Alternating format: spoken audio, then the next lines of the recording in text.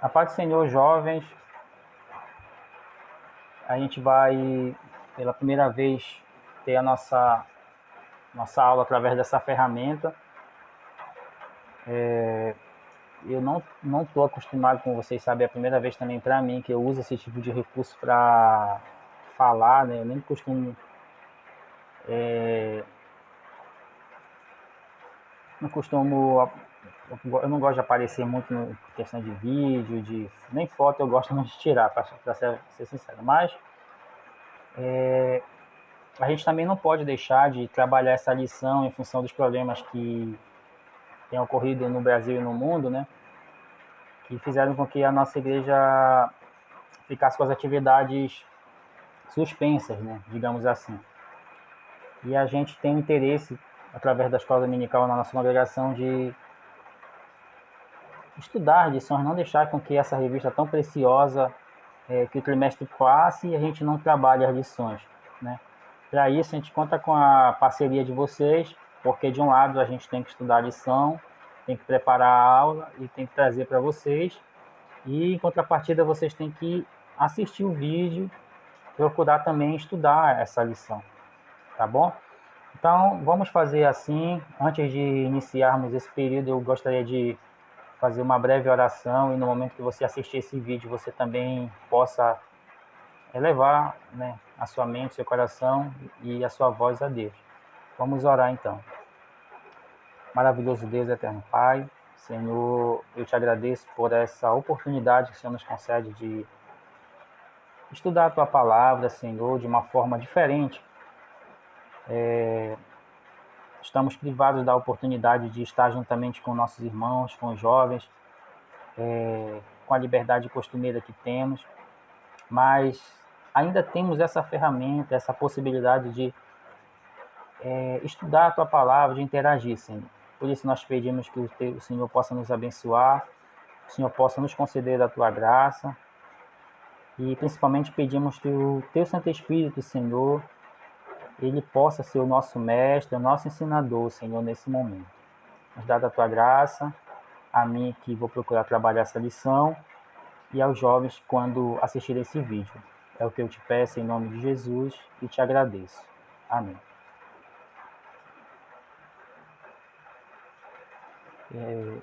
Irmãos, a primeira coisa que eu queria trazer para vocês, antes da gente iniciar, é a nossa segunda lição do trimestre.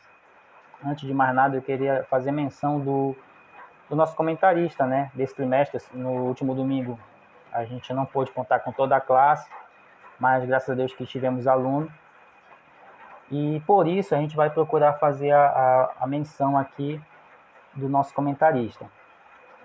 Se trata do pastor, né, Reinaldo Odilo Martins Soares, né? Ele é pastor em Natal, no Rio Grande do Norte. Juiz de Direito, bacharel em Teologia e em Direito, especialista em Direito Processual Civil e Penal, mestre e doutorando em Direito pela Universidade do País Vasco, na Espanha. Ele é autor dos seguintes livros, publicados pela CPAD: Eu e Minha Casa e também Tempo para Todas as Coisas. São esses livros. Isso, como vocês estão vendo, ele está na nossa lição, na revista de professor, na parte de interação. Agora sim, vamos já nos encaminhar para a nossa revista na segunda lição do trimestre.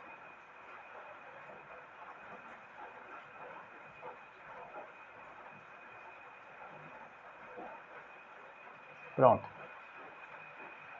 O título da nossa lição é O Chamado de um Líder.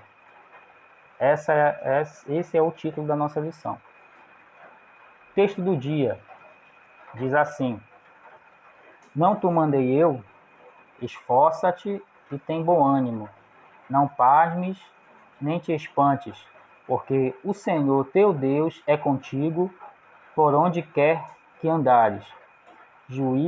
Josué, capítulo 1, versículo 9. A síntese diz assim: Deus, ao chamar alguém para exercer a liderança sobre o seu povo, garante-lhe a graça suficiente para suportar os embates.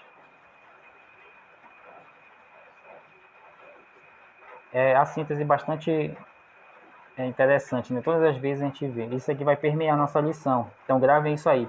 Todas as vezes que Deus chama alguém para exercer liderança sobre o seu povo, Ele vai garantir a graça suficiente para suportar os embates. Isso é uma das características de um chamado feito por Deus a alguém. Então gravem isso aí. Com relação à agenda de leitura, antes da gente avançar, eu queria fazer uma ressalva importante no que a gente não vai fazer essa leitura toda, mas eu queria ler apenas o que se encontra na agenda de leitura da quarta-feira. Né? Rapidamente, Jeremias 1,5, vou pegar aqui para a gente.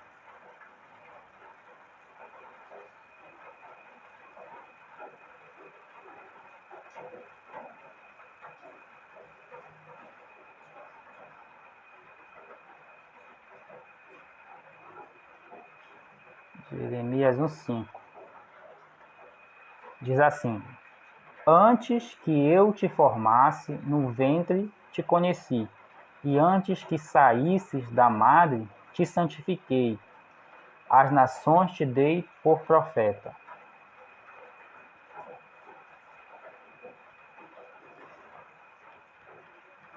Eu parei para destacar esse texto, para fazer algo, dar um destaque e também tentar fazer, né, uma defesa aqui apologética desse texto em relação para evitar uma má interpretação, uma possível má interpretação de vocês ao lerem esse texto. Só, licença.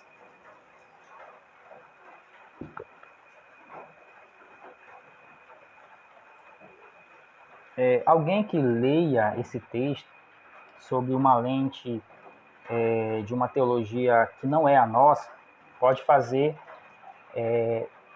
uma interpretação desse texto errada. Alguém pode dizer assim: como Deus está dizendo aqui, antes que eu te formasse no ventre eu te conheci, e antes que saísse da madre eu te santifiquei, e as nações te dei por profeta. Poderia alguém dizer que esse texto sustenta um pensamento em relação à reencarnação, por exemplo, né? Que é um texto usado por alguns adeptos da filosofia espírita, por exemplo, mas também mais próximo da nossa realidade, principalmente no âmbito da internet, alguém poderia usar esse texto para sustentar doutrinas em relação a um decreto de Deus em relação à vida de alguém de forma individual, né? Uma predestinação individual, né? E por isso eu destaquei esse texto e quis trazer para vocês. Então eu anotei algumas coisas que eu gostaria de ler, algumas observações em relação a esse texto, né? Diz assim: 3 coisas fez o Senhor em relação a Jeremias. Observem aqui, irmãos. Conheceu, santificou e o deu às nações. É o que está escrito no texto. Antes que eu te formasse no ventre, eu te conheci. Isso aqui, pelas lentes da teologia da nossa igreja, vocês têm que lembrar que nós defendemos a presciência divina, né? Em relação quando se trata de predestinação, nós defendemos a presciência. Então, esse texto aqui fica bem claro. Eu te conheci. Então, mostra essa questão da presciência divina. Santificou, né? Voltando aqui para a observação. 3 coisas fez o Senhor em relação a Jeremias. Conheceu, santificou e o deu às nações. O profeta ainda não existia, mas já era conhecido por Deus. Ainda não estava ciente da sua missão, porém já se achava santificado para o ministério. Ainda não sabia falar, todavia, o Senhor já o tinha dado aos povos como arauto. Basicamente era essa observação que eu queria fazer, uma ressalva apenas para vocês terem um certo cuidado. Mas na frente vai ter um texto do livro de Salmos, parecido, citado dentro da lição, e a gente vai fazer mais um complemento em relação a isso, viu, irmão? Uma coisa que eu ia esquecendo e vou rapidamente voltar aqui. A lição, o estudo que a gente vai fazer, eu usei algumas fontes, né? Claro, primeiramente a nossa revista.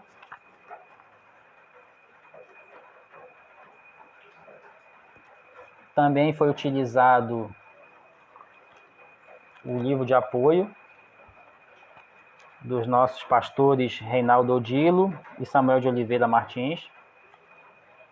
Essas aqui são as fontes consultadas. E também fiz uso aqui, irmãos, do comentário bíblico Champlin, que está aqui atrás. Vocês podem ver aqui na nossa pequena biblioteca. Esse material aqui muito bom, comentário bíblico, versículo por versículo, né, de toda a Bíblia.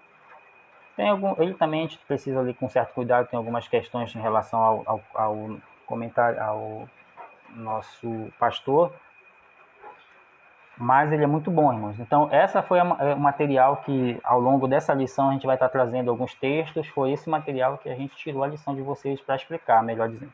Então, continuando. Em relação à introdução, eu anotei algumas coisas para falar para vocês. Olha só, observem. Introdução. Os líderes escolhidos pelo Senhor também morreram, mas a obra de Deus continua. Os capítulos 34 do livro de Deuteronômio apresentam a informação acerca da morte de Moisés. Os trechos de Números 27, do versículo 15 ao 23, e Deuteronômio 31, do versículo 14 e 15, e o versículo 23, já nos haviam falado a respeito da comissão e da missão de Josué. Nesses textos que eu acabei de mencionar, ali Josué já tinha sido comissionado por Deus a ser o próximo líder de Israel. Mas aqui, já na introdução, ele faz essa ressalva. Os líderes escolhidos pelo Senhor também morrem. Vocês devem lembrar que ano passado a gente teve a perda do nosso pastor presidente, né? Já com a idade avançada, passou para o Senhor.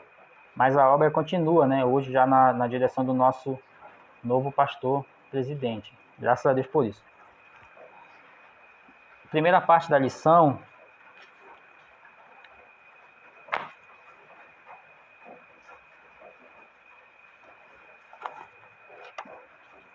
Primeira parte da lição, um novo tempo, né? Aqui a gente vai ver que esse novo tempo, ele tanto se faz na vida de Josué, como na vida de toda a nação.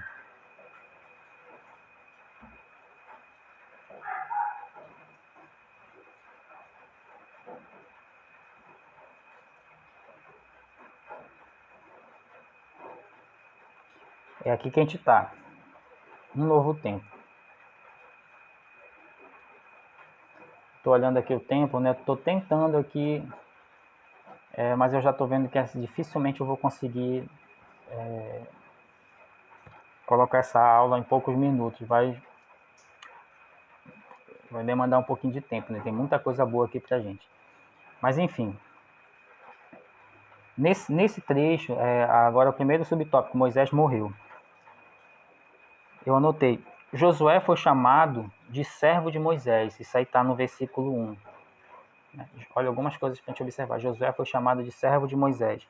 Um título que já lhe havia sido aplicado em Êxodo 24, 13 e Números 11, 28. Aqui no começo do livro, esse título significa representante de Moisés. E mais para frente a gente vai ver mais algumas coisas em relação a Josué. Era o servo chamado servo de Moisés. Ele andava próximo de Moisés, um ajudador de Moisés. Apenas isso para a gente destacar nessa primeira parte. O 1.2. Assuma a liderança. Uma coisa que vai marcar esse estudo dessa lição, a gente vai procurar analisar as orientações dadas por Deus a Josué sobre como enfrentar o novo tempo que estava chegando à sua vida, bem como para os hebreus. É isso que a gente vai fazer, a gente vai analisar as orientações dadas por Deus a Josué. É isso basicamente que a gente vai fazer ao longo dessa lição. Então, no 1.2, aparece uma primeira orientação. Diz assim: levanta-te, pois agora. Isso está lá em 1 Josué, capítulo 1, versículo 2. Levanta-te, pois agora. Com relação a essa primeira orientação dada por Deus, eu anotei algumas observações também. Diz assim: a população de Israel era cerca de 4 milhões de pessoas nessa época da chegada deles ali próximo da Terra Prometida. Só de jovens com idade para a guerra tinha 6 mil jovens. Isso você encontra esses dados, né, essas informações lá em Números 1:46. Assim sendo, a tarefa de conduzir aquela massa de gente e conquistá-la revestia-se de magna importância e requeria um líder especial e bem preparado. Ou seja, essa tarefa da conquista da Terra Prometida, imagina você conduzindo 4 milhões de pessoas que peregrinaram pelo deserto, né? E chegaram até ali a Terra Prometida. Só de jovens, 600 mil, esse é o dado correto, 600 mil jovens com idade para guerra, de ir à guerra. Então, essa liderança não poderia ser qualquer pessoa. Precisava de alguém realmente escolhido por Deus e preparado por Deus para chegar a essa etapa e conseguir dar conta desse recado, né? A morte de Moisés promoveu o sinal para o começo da invasão, visto que ele fora proibido de encabeçá-la, ou seja, isso está lá em Números 20, versículo 12. Moisés não teve a oportunidade de entrar na Terra Prometida, né? Vocês conhecem o contexto da história. Mas a morte de Moisés marcou um sinal para o começo da invasão, né? Primeira coisa, eles vinham pelo deserto, sendo conduzido por uma coluna de fogo durante a noite, a nuvem de fumaça durante o dia. Ali tinha o maná, tinha as cordonices, né? Eles estavam alimentados, livres do frio, livres do calor. E quando eles chegam ali próximo à Terra Prometida, isso cessa. E acontece a morte de Moisés, né? Que demonstra que eles iam passar a adentrar uma nova etapa. Por isso essa revista é Tempo de Conquista. E agora a gente está vendo o chamado do líder. Mais algumas observações ainda dentro do 1.2. Josué alcançou um patamar tão notável diante de Deus que alguns teólogos ousam chamá-lo de o Jesus do Antigo Testamento. Olha só. Por que isso? Haja vista que nenhuma mácula de caráter verificou-se na sua trajetória. Josué, que era o servo de Moisés, ele teve uma conduta ilibada ali ao longo do tempo, né? Não estou dizendo que ele foi perfeito e não pecou, não é isso. Mas ele foi correto na maioria das suas ações e a gente vai ver isso mais detalhadamente à frente na lição. Então aqui, a partir disso que eu acabei de falar, isso vai representar algumas perguntas. Diz assim: a pergunta que repercute nesse instante é: e nós? A quem podemos ser comparados diante de Deus? Josué, tido por alguns teólogos como o Jesus do Antigo Testamento. E aqui o comentarista, né, pergunta: e nós? A quem podemos ser comparados diante de Deus?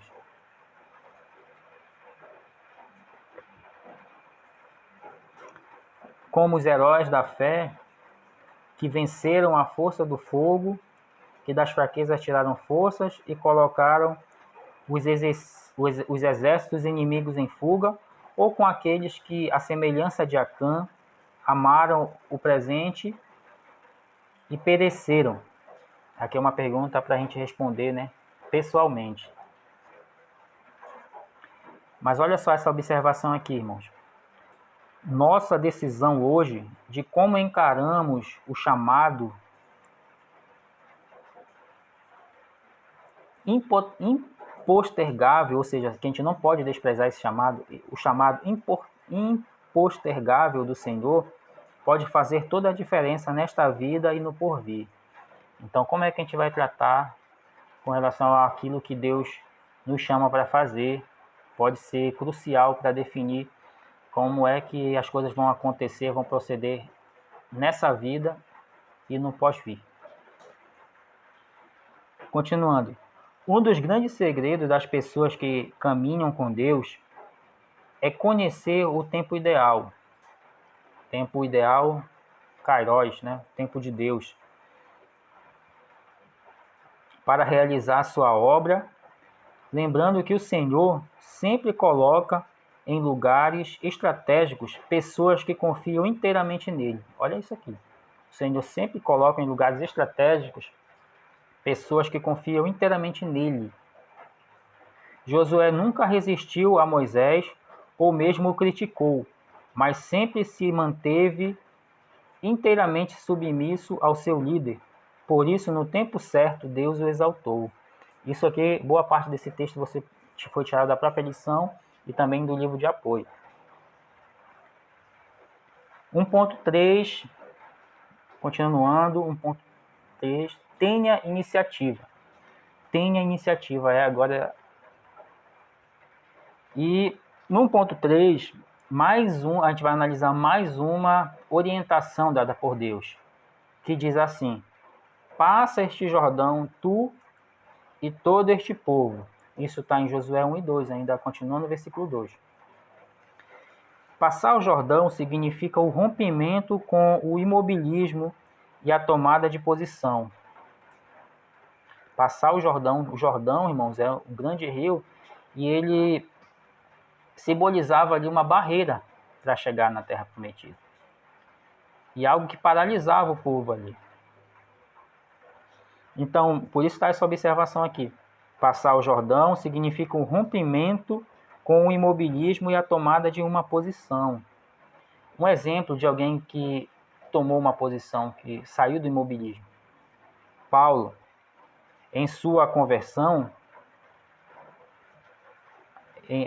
Paulo, em seguida à sua conversão, logo após ele ser convertido, ter aquele encontro com Deus, que vocês conhecem a história, ele começou a pregar em Damasco. Ou seja, ele não ficou parado. Os grandes homens de Deus sempre priorizaram a missão que receberam, a missão do reino. Os grandes homens de Deus sempre priorizaram a missão que receberam. Que missão é essa? A missão em relação ao reino de Deus e não a sua própria vida pessoal.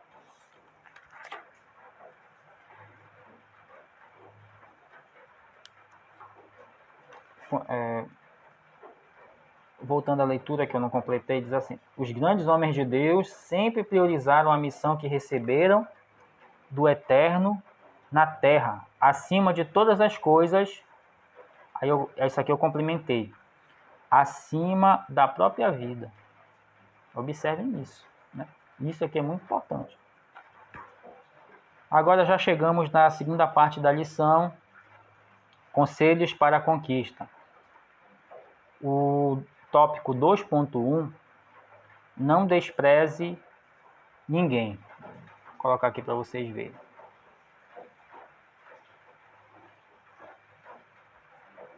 Conselhos para a conquista. Vocês estão acompanhando o texto juntamente conosco.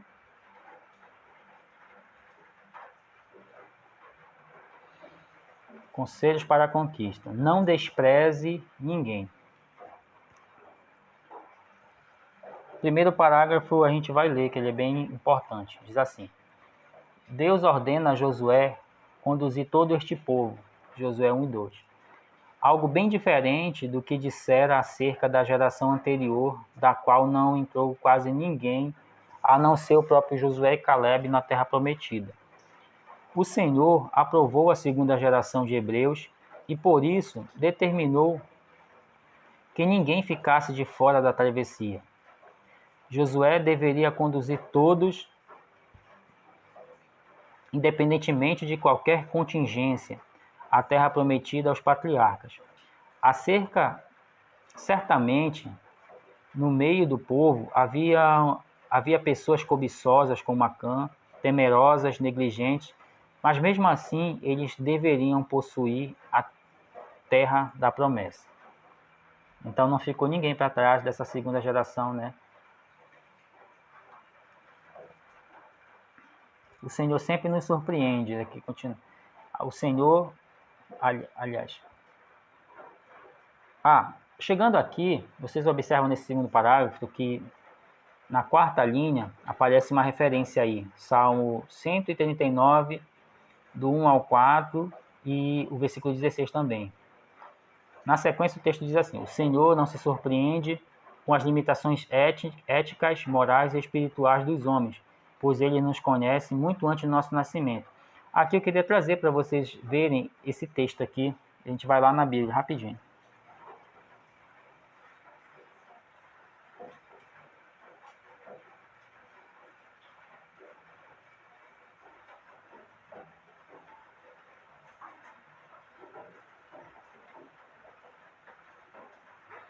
Cento e 139, do versículo 1 ao 4, diz assim: Senhor, tu me sondas e me conheces. Tu conheces o meu sentar e o meu levantar.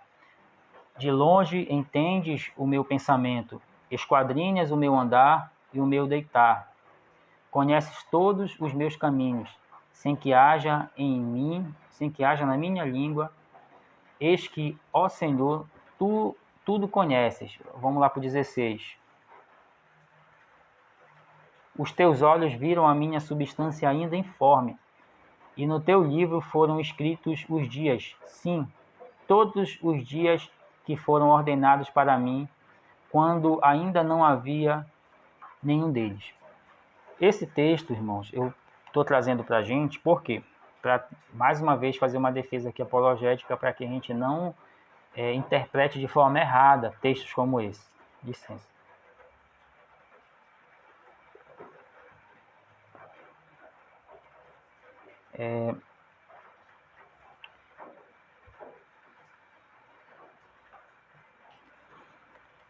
Só para a gente ter uma noção, como interpretar um texto desse corretamente aqui. A gente poderia encontrar resposta para essa questão dentro da própria Bíblia. Se a gente voltar lá para Jeremias 10, 17.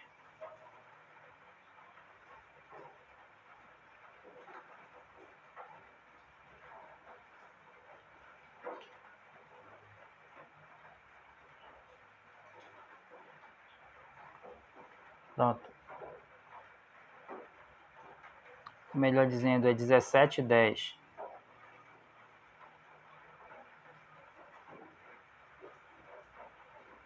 – 17:10 de Jeremias.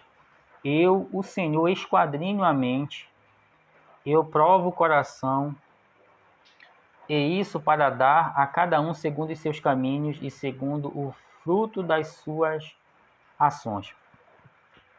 Esse Salmo 139, do 1 a 4, versículo 16, a gente não pode interpretar como algo decretivo de Deus, porque ele diz que ele conhece antes, né? Antes dele ser informe. Mas a interpretação correta a gente pode tirar daqui de Jeremias 17:10. Eu, o Senhor, esquadrinho a mente, eu provo o coração. Eu anotei algumas observações em relação a isso, né? São só algumas observações. É impossível alguém decepcionar a Deus, pois ele já sabe o fim antes do começo. Viu? Isso porque ele tem uma visão, ele é onisciente, ele conhece todas as coisas. Deus não está preso ao tempo, Deus está fora do tempo. O tempo de Deus não é o nosso tempo. É algo além da nossa compreensão, mas ele não está limitado ao tempo. Assim, os equívocos éticos, morais e espirituais dos seus filhos não fazem com que ele surpreenda-se. Ou seja, a gente não consegue surpreender Deus. Deus não pode ser apanhado de surpresa. O Eterno conhece o enredo de tudo e de todas as coisas que estão escritas no seu livro. Agora, a concordância bíblica desse texto de Jeremias 17:10. Vocês podem ler. Vamos ler só um. 1 Crônicas 28:9.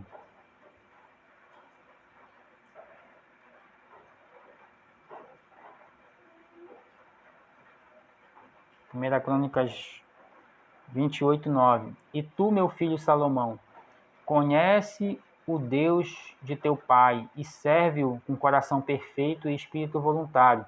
Olha aqui. Porque o Senhor esquadrinha todos os corações e penetra todos os desígnios do pensamento. Se o buscares, será achado de ti.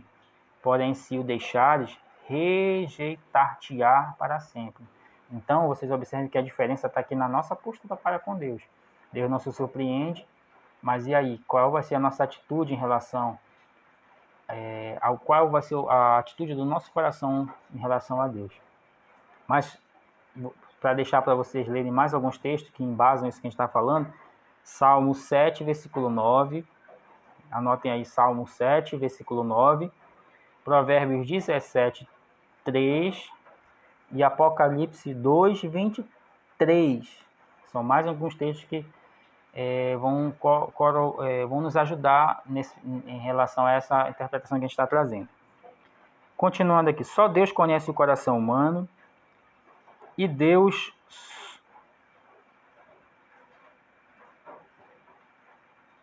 sondando e testando o coração dos homens para determinar sua natureza exata. Ou seja, Deus sonda, conhece o coração humano para determinar a natureza exata, bem como a natureza das obras que eles estiverem produzindo, né?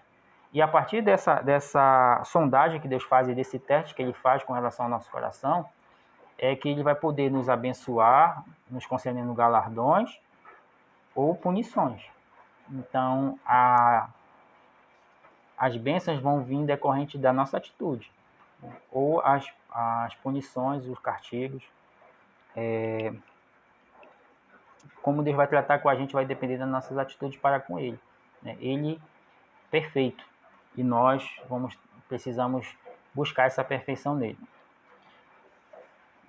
Anotei também, é da atividade divina que testa o coração humano e examina os frutos dos atos humanos que se originam os galardões ou as punições. Deus intervém nas atividades humanas. Deus intervém nas atividades humanas. Observem o que eu acabei de falar. Deus intervém nas atividades humanas. Deus intervém na história. Mas isso não estou dizendo que ele decreta as ações humanas. É diferente. Ele não o abandonou sua criação conforme postula o deísmo. Existe essa heresia do deísmo que diz que Deus criou o mundo e não influencia mais o mundo em nada.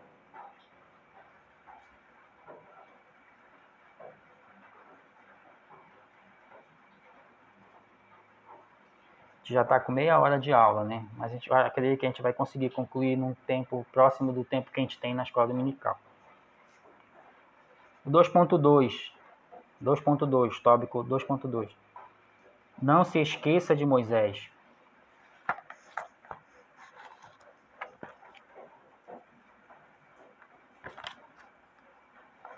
Não se esqueça de Moisés.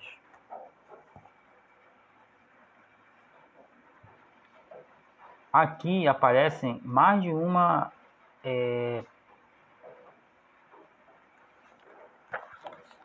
deixa eu pegar a expressão correta aqui para mim falar para vocês. Orientação dada por Deus. Mais de uma. Quais são elas?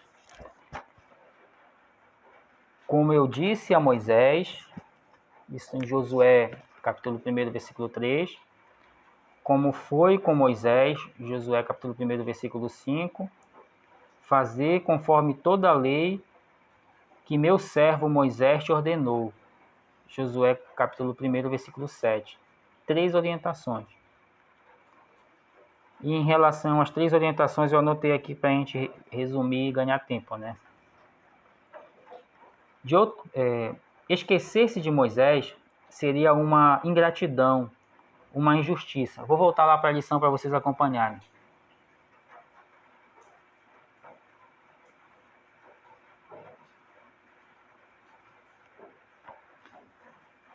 Em parte desse texto foi tirado da própria revista. Esquecer-se de Moisés seria uma ingratidão, uma injustiça, circunstância bastante comum entre os seres humanos, mas não com o Senhor. Ou seja, a gente age com injustiça, às vezes a gente esquece de alguém, mas Deus não age dessa forma. As lágrimas, os jejuns, as confissões e as intercessões, todo o amor de Moisés pelo povo estavam gravados diante do céu, e por essa razão não era a página virada, mas constituía-se em informações a serem difundidas aos adoradores, a fim de que se glorificasse ao Senhor, sabendo que todo empenho tinha valido a pena. Acerca dessa característica do Eterno, o escritor aos Hebreus arrematou. Aqui a gente vai ler um texto lá de Hebreus. Diz assim: porque Deus não é injusto para ficar esquecido do vosso trabalho e do amor que evidenciaste para com o seu nome. Hebreus 6:10, um texto bastante conhecido. Então, irmãos, Deus, ele não se esquece daquilo que a gente possa fazer de bom em prol do reino. E a Bíblia fala que ele é um Deus galardoador, ele promete nos abençoar. O detalhe é que a gente tem que ter em mente, toda vez que a Bíblia fala que o galardão que Deus promete, ele se reflete na nossa vida aqui na Terra, sim, mas principalmente na vida eterna, né? Na vida que nós poderemos esperar quando nós estivermos no céu, no novo céu, na nova terra, né? Quando tudo for feito novo, aí sim nós podemos esperar essas bênçãos, né, tão especiais. E é melhor esperar de lá do que daqui. A gente sabe que a Bíblia fala que a Nova Jerusalém, a cidade santa que vai descer do céu, as ruas são de ouro, né? Ou seja, o ouro vai servir só para a gente pisar. Aquilo que aqui nessa terra a gente valoriza tanto, lá vai servir para a gente pisar, né? Aqui fica uma reflexão.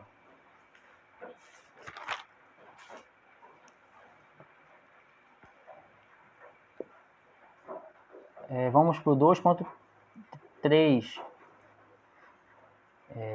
Viva, pregue e medite nas Escrituras. Nesse ponto aqui, Deus deixou estabelecer 3 paradigmas importantes para o líder hebreu, no caso Josué, que também serve para a gente. 3 paradigmas. Quais são eles? O primeiro deles, seja fiel. Quando ele diz assim, quando determinou que ele deveria cumprir toda a lei mosaica sem desviar-se dela. Então, aqui Deus estava dizendo para Josué ser fiel. Ele deveria cumprir a lei de Moisés, né? Guardar. Da mesma forma, hoje, a gente precisa, para ser fiel, a gente precisa guardar as leis de Deus, que são as Sagradas Escrituras, procurar entender, aprender e viver por elas. Outro paradigma. Faça contagiante a fidelidade, ou seja, ao ordenar que falasse da lei do Senhor aos outros continuamente, para que todos conhecessem a Deus. Ou seja, ele deveria espalhar essa lei para fazer com que todo o povo seguisse e andasse por ela. Não era só para ele. Hoje, da mesma forma, a gente tem uma missão de aprender essa lei, viver por ela e levar esse evangelho, esses ensinamentos a todo o mundo, né? A gente pode levar com palavras, com ações práticas e também com o nosso próprio exemplo de vida. Terceiro paradigma. Prepare-se, estude a Bíblia constantemente. Ao dizer que a meditação no livro santo deveria ser feita diuturnamente, ou seja, constantemente. Aqui tem 2 aspas, abre aspas aqui. Porque Porque o que acontece com alguém que medita no livro sagrado, que procura estudar a Bíblia com afinco, tem promessa para essa pessoa. E aqui aparecem algumas palavras de Deus falando, abre aspas, porque então farás prosperar o teu caminho e então prudentemente te conduzirás. Né? A pessoa que estuda a palavra de Deus, ela vai andar de forma prudente, equilibrada, e com isso vai fazer prosperar o seu caminho. Olha só o tamanho da importância do estudo, né, da palavra de Deus, de quem ama aprender a palavra de Deus.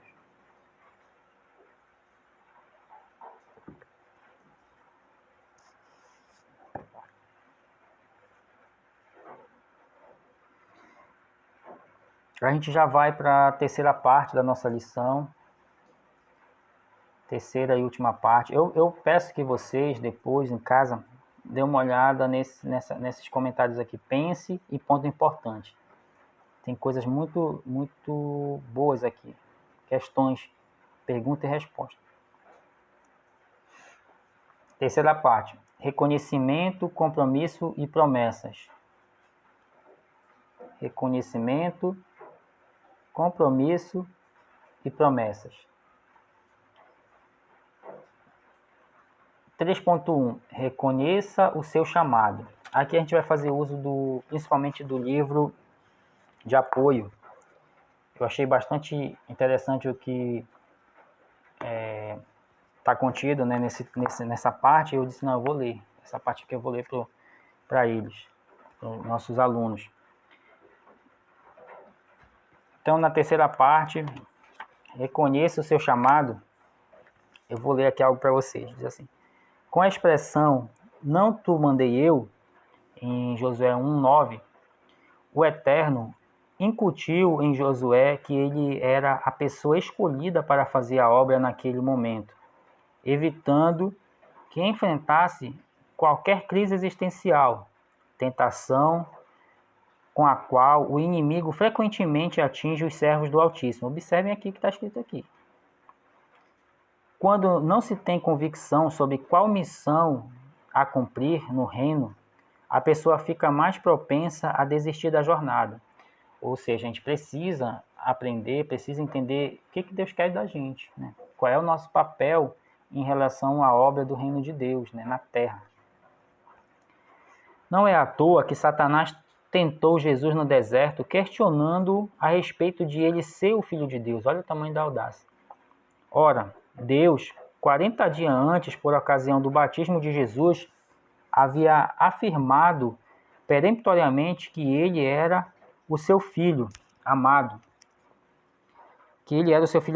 Entretanto, o mal, de maneira sagaz, ousou pôr em dúvida sobre a veracidade da palavra do Altíssimo. Mesma estratégia utilizada na tentação do Éden. O inimigo sempre vai procurar colocar em dúvida se nós temos uma relação com Deus, se Deus quer que a gente faça algo no reino de Deus, se nós temos um papel em relação ao reino de Deus, aí ele vai sempre querer colocar em xeque essas questões, mas a gente tem que ter certezas em relação a isso. Na verdade, para saber-se qual é a missão primordial, faz-se necessário ser identificado o que você mais ama fazer, qual sua melhor habilidade e o que você deseja mudar no mundo. Acima de tudo isso, deve-se analisar qual é a motivação desse fazer algo para Deus. Aí vem algumas questões. Ficar rico, famoso, atender a propósitos egoístas com sua atividade, ou então servir a Deus e ao próximo. Qual é o propósito do que nós possamos vir a fazer para Deus? O chamado de Deus claramente envolve, de forma prioritária, o tornar-se útil a um propósito maior, com sacrifício pessoal de maneira altruísta. Ou seja, muitas vezes você vai ter que negar a si mesmo, né? No começo da lição a gente falou que o líder chamado por Deus, muitas vezes ele não pensava na sua própria vida. Né? Com isso, Josué não teria dificuldade em conhecer qual o chamado de Deus para a vida, na medida em que o seu coração ardia para fazer algo relevante para o Senhor em relação ao seu povo. A gente pode tirar essas conclusões a partir de referências bíblicas, Êxodos 24, 13, 33, 11, Números 14, do 5 ao 9, por exemplo, que Josué, o coração dele ardia por fazer mais para Deus. Outra coisa, Josué tinha habilidade no campo de batalha. Esse era o seu ponto forte, reconhecido por todos, né?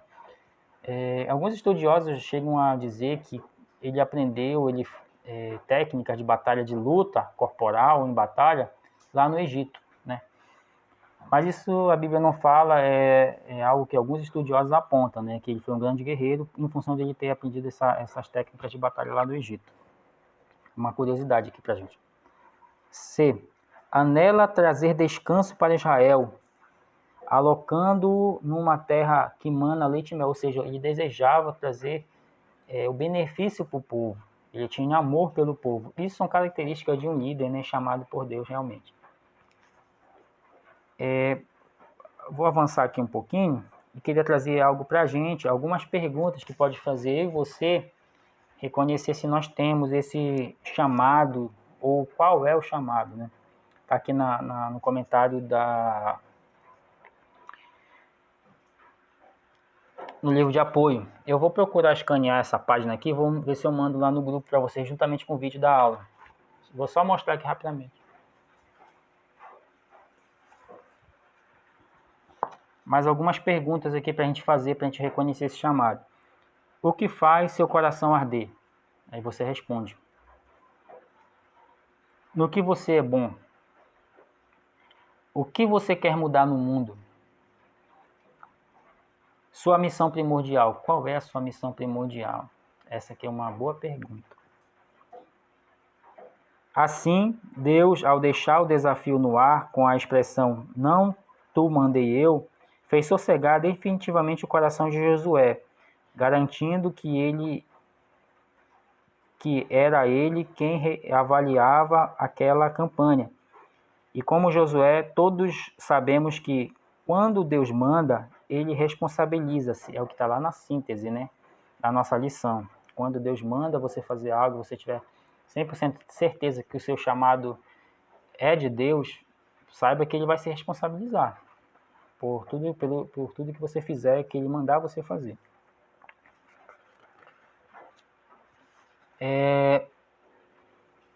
Agora a gente vai aqui para o 3.2. Já estamos chegando no finalzinho da nossa lição. Dê o máximo de si. A forma correta de relacionar-se com Deus constitui-se basicamente em dedicar tudo o que se tem a Ele. O mandamento divino, por exemplo, determina que se ame a Deus de todo o coração e de toda a alma e de todas as forças. Deuteronômio 6:5. Ou seja, faz necessário que a pessoa leve cativa, colocando-se sobre o altar, toda a sua razão e emoção. Ou seja, a gente vai entregar tudo a Deus. Na convocação que o Senhor fez, Josué 1, de 2 a 9, ele exigiu um compromisso de Josué: esforça-te. Ou, em outras palavras, dê o máximo de si. Essa expressão foi repetida 3 vezes, a saber, nos versículos 6, 7 e 9. Caberia ao líder, portanto, dar o melhor de si, não viver em distrações e nunca perder o foco naquilo que realmente era importante, o projeto de Deus. Esse é o foco. Muitas pessoas envolvem-se com tantas distrações do cotidiano da vida que se transformam em verdadeiros embaraços. Hebreus 12:1. Você pode ler Hebreus 12:1. Fazendo com que a força para tocar a atividade seja dividida entre o que é essencial para Deus e o que é supérfluo. Que Deus nos guarde de tal desperdício. Ou seja, a gente tem que aproveitar o nosso tempo da melhor forma possível. E não desperdiçar o tempo com coisas banais, coisas que a gente poderia estar dedicando, como a gente aprendeu aqui nessa lição, que a gente precisa ler, meditar na Bíblia diuturnamente, constantemente, né? E Deus tem promessa para quem faz isso. Ele vai agir prudentemente e vai contar com as bênçãos, com prosperidade. Então, se a gente está perdendo tempo, né? Hoje a gente tem o celular, algo que toma muito nosso tempo, né? Eu também penso muito nessas questões, tenho que me preocupar em aproveitar melhor meu tempo em relação, principalmente à leitura, ao ensino bíblico. Tenho melhorado, mas eu ainda tenho muito a melhorar em relação a isso. Terceira parte, promessas. É o último subtópico da nossa lição. Falar sobre o futuro é uma forma específica que o Espírito Santo utiliza para dar visão aguçada ao seu povo, pois a fé é o firme fundamento das coisas que se esperam. Hebreus 11:1. Dessa forma, com a promessa, o Espírito Santo começa a incutir a expectativa do seu cumprimento, constituindo-se na força motriz de um caminhar perene, de uma fecunda confiança e de uma alegria contagiante. Por isso, ao longo da confirmação do chamado, o Senhor fez maravilhosas promessas a Josué com a finalidade de encorajá-lo na véspera da invasão de Canaã. Esses estímulos sempre são feitos pelo Eterno, antes mesmo de qualquer projeto de fé. Dentre as promessas mencionadas por Deus, pode-se citar prosperidade, pois o Senhor disse: todo lugar que pisar a planta do vosso pé, vou-lo tenho dado. Josué 1:3. Derrota dos inimigos ao mencionar: ninguém se susterá diante de ti todos os dias da tua vida. Josué 1:5. E também presença de Deus ao falar: não te deixarei nem te desampararei. Josué 1:5. De tal modo, o Senhor garantiu a Josué que Israel teria uma jornada tranquila. Haveriam muitos inimigos e lutas, mas sim um final feliz e seguro, como sempre acontece àqueles que obedecem a Deus. Observar nossa leitura, essa última parte ele diz assim: o Senhor não garantiu a Josué que Israel teria uma jornada tranquila e segura, ou seja, haveriam muitos inimigos e lutas. Assim mesmo é na nossa vida. A gente sabe que nós temos um Deus na nossa vida, mas isso não impede que nós passemos por dificuldades, né? Hoje a igreja enfrenta uma grande dificuldade. Nós enfrentamos a sociedade de modo geral, o Brasil, o mundo, né? Uma pandemia, uma doença. Existem contexto político, né, onde alguns tiram proveito da situação, infelizmente, que gera dificuldade além da doença, né, para todos nós. E isso são lutas que nós passamos. A gente sabe que a gente tem um Deus fiel, verdadeiro, mas ele não é como o exemplo de Daniel. Deus não livrou Daniel de ir para a cova dos leões. Mas Deus livrou Daniel dentro da cova dos leões. Deus livrou dos leões e não da cova. Então nós estamos hoje no meio da luta e aqui dentro dessa luta eu creio que Deus vai nos dar o livramento. Fazendo só a conclusão, também vou ler aqui do livro de apoio, né?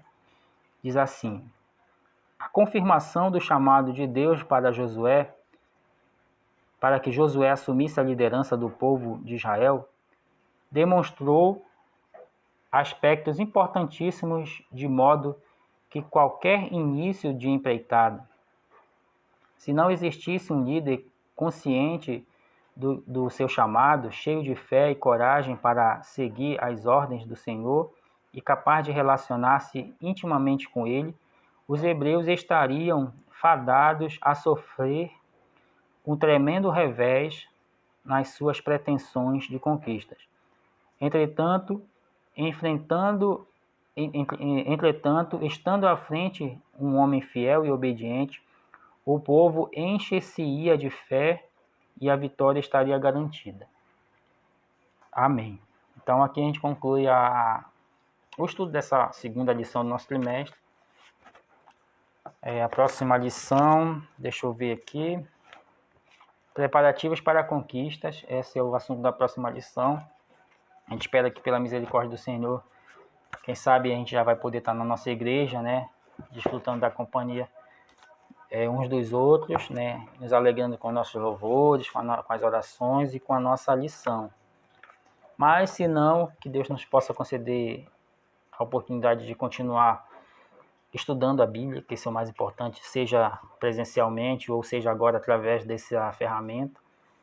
E eu quero que Deus abençoe a vida de cada aluno que possa acompanhar esse período, esse momento de aula que nós tivemos, que você possa procurar extrair. Se ou vocês detectarem algum erro no que eu falei, vocês podem lá no grupo mandar as observações, né? É a primeira vez que eu faço esse tipo de trabalho e a gente é passivo de erros, né? Então, mas a gente deixa vocês à vontade para adicionarem críticas, dúvidas, sugestões, observações em relação ao que foi mencionado aqui, até porque eu sou um estudante da Bíblia, assim como vocês também. Então, a gente está aprendendo juntos, né? Um pouco mais das Escrituras, e isso é muito bom. Vamos só fazer uma breve oração aqui de agradecimento a Deus e concluir esse vídeo.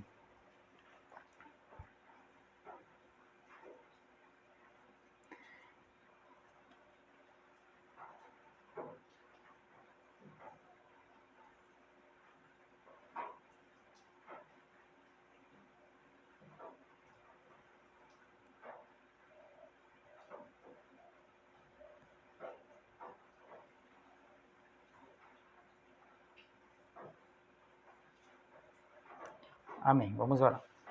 Maravilhoso Deus, eterno Pai, Senhor, nós te agradecemos por esse momento de aula que tivemos. Muito obrigado, Senhor. Te peço que o Senhor possa abençoar a vida de cada jovem que acompanhe essa lição que fizemos menção agora, a vida das famílias, Senhor, que o Senhor possa continuar sendo o nosso Deus presente, que nós possamos mudar nossas atitudes para melhor em relação a Ti, que nós possamos tirar proveito dessa lição, que não sejam só palavras, mas que nós possamos fazer uso de tudo que aprendemos, praticando em nossa vida. Abençoa as famílias dos alunos, Senhor, dos nossos jovens, o pai, a mãe, os irmãos, a família de modo geral, continua abençoando, assim como a mim que falo contigo, abençoa também minha família, nos dá da tua graça. É o que eu te peço em nome de Jesus e te agradeço. Amém.